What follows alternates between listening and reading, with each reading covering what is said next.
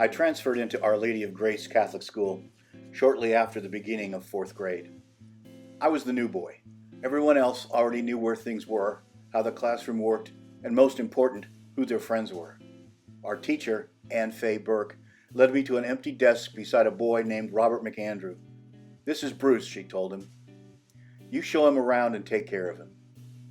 There wasn't much onboarding required for the fourth grade. It wasn't the Manhattan Project. Robert showed me where things were, explained a few rules and unwritten customs, and introduced me around.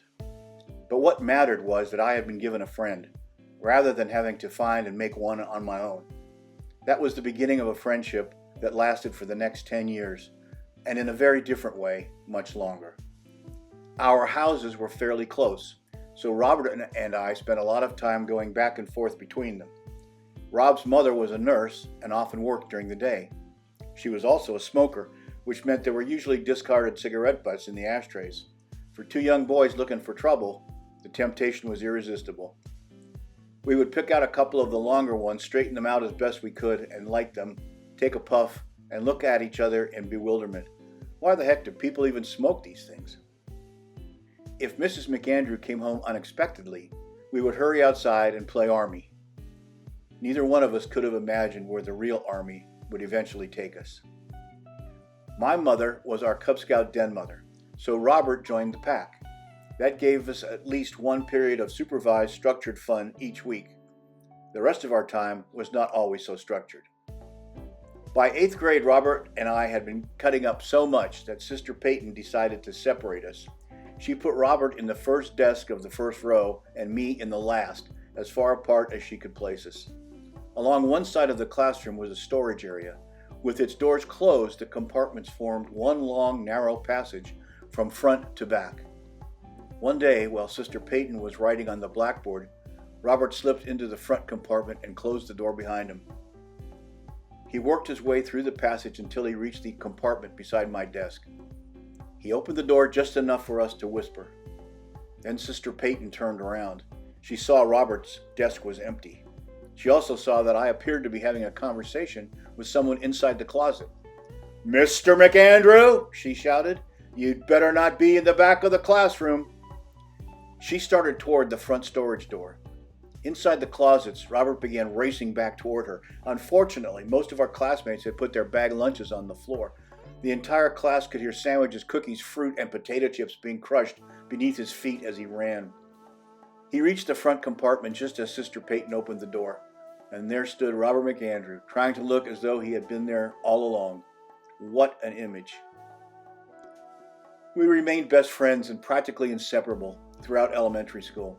Then we crossed Alonzo Avenue and entered Crespi High School. Nothing dramatic happened between us. We didn't have an argument or formally end our relationship. Our lives simply began moving in different directions.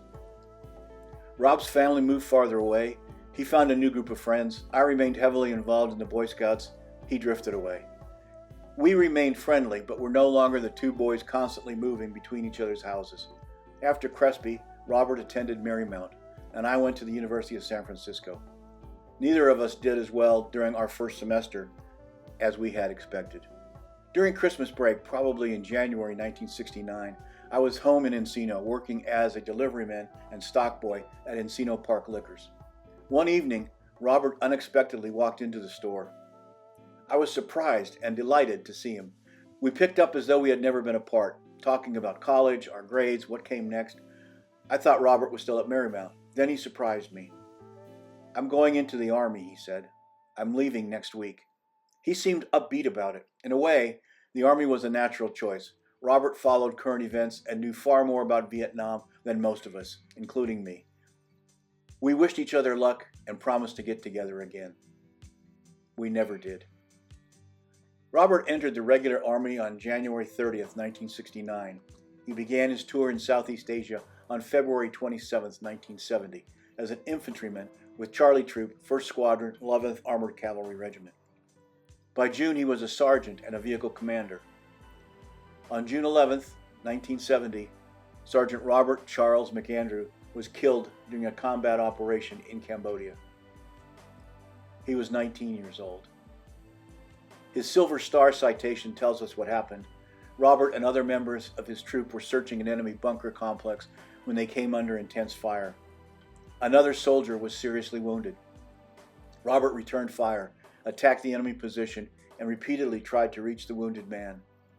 While crossing another enemy position in his effort to get to him, Robert received fatal shrapnel wounds from an enemy mine. The boy whom Miss Burke once told, "Show Bruce around and take care of him," died trying to take care of one of his own soldiers. I attended Robert's funeral at Our Lady of Grace Church. He received full military honors and his casket bore the American flag. It was the same church where we had prayed the rosary on First Fridays throughout elementary school. Now it was the setting for Robert's funeral. Many of our former classmates were there. Sister Peyton was there. The Valley News and Green Sheet published Robert's Crespi graduation photograph with his obituary. I cut it out and carried it in my wallet for many years. For nearly 10 years, I had nightmares about Robert and Vietnam. I didn't recognize the pattern until the second or third year. They began around November 11th, Veterans Day, and continued until November 18th, Robert's birthday. The dreams were vague combinations of Robert and the war, but one image returned repeatedly. The first account I heard was that Robert's 113 armored personnel carrier had run over a landmine and exploded. That image lodged itself in my mind, in my dreams. I could see the vehicle strike the mine and disappear in the blast. Years later, I learned the official account was different. But dreams are not after-action reports. Mine preserved the first terrible pictures I had been given. Then, after about 10 years, the nightmares stopped. I had not forgotten Robert. The memories had simply changed how it visited me.